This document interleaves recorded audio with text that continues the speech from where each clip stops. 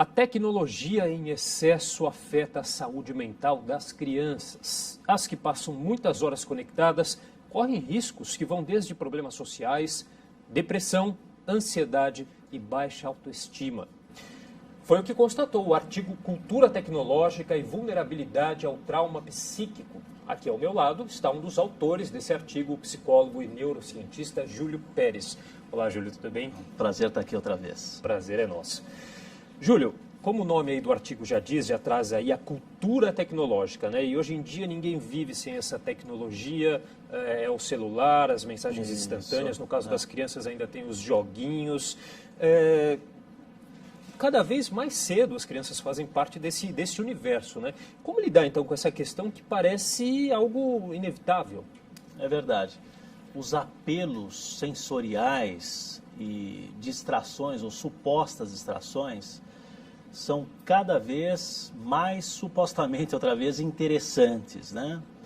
Especialmente para os pais que buscam terceirizar os cuidados. Por exemplo, quantas vezes em restaurantes nós observamos uma criança com o iPad, ou com o celular, ou com o joguinho, e essa criança alheia completamente à interação familiar, né? Os pais ali acham, pelo menos está ali, tá distraída ali, não está correndo, está... ou está se divertindo, né? Quer dizer, minimizando uma questão muito importante e grave, que é a falta de conexão, entrosamento familiar. Então, por um lado, nós temos as tecnologias cada vez mais bonitas, chamativas, com aquelas cores e megapixels assim incríveis e que naturalmente chamam a atenção das crianças, né?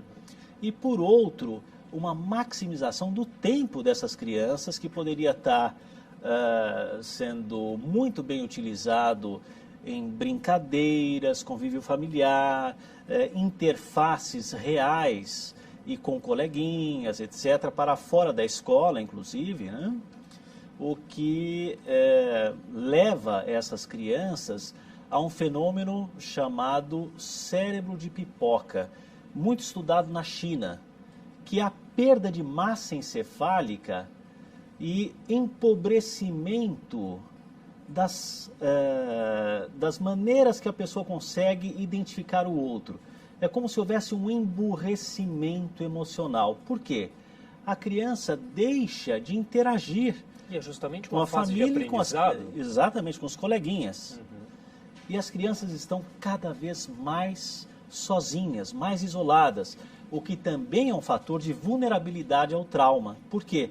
A solidão favorece um mundo introspectivo, cada vez mais arborizado, mais intenso, enquanto o mundo objetivo, prático, perde em sua dinâmica saudável. Então, e aí vem os problemas, doutor, como a gente falou aí no começo.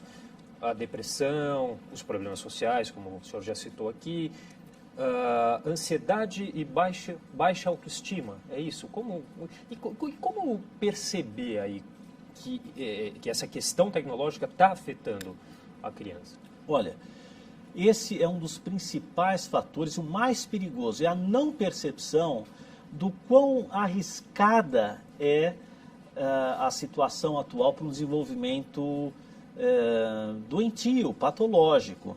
Então, os pais que estão nesse mundo da pressa, da competitividade ou mesmo do descartável, favorecem as tecnologias às crianças de maneira que elas repetem o ciclo de adicção a essas tecnologias. Veja bem, Felipe, eu não estou indo contra a tecnologia nos ajuda muito.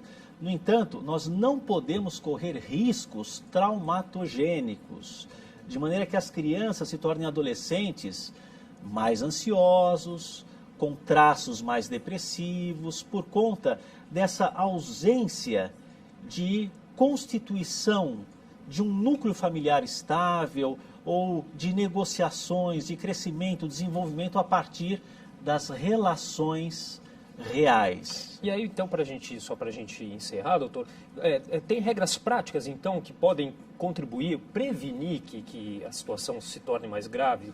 No caso das crianças, imagino que seja até um pouco mais fácil de impor horários ali para mexer no celular. O adolescente, acho que é mais complicado, né, impor algumas regras, mas, enfim, há medidas práticas, assim, para prevenir essa questão? Sim, algumas medidas práticas. Por exemplo, para todos nós, né? Não devemos ficar online o tempo todo. Devemos ter momentos marcados de acesso às tecnologias. Não só entre adultos, mas adolescentes e também crianças, naturalmente. Por quê? A tecnologia pode fazer parte de uma fatia de nossas vidas, mas não pode nos acompanhar o tempo todo. Expandir ou pulverizar as nossas energias psíquicas, emocionais em outros domínios, como especialmente a interação familiar saudável. Programas em que a família possa estar reunida e brincando, trocando, crescendo, lendo ou contando histórias. São várias as orientações que no set terapêutico, na minha clínica, eu acabo trazendo para os familiares. Em poucos meses, esse ponto de equilíbrio saudável é reconstruído. Tá certo, doutor. Infelizmente, nosso tempo já se encerrou, mas queria agradecer muito a participação do senhor aqui no jornal. Eu que agradeço. Uma alegria estar aqui.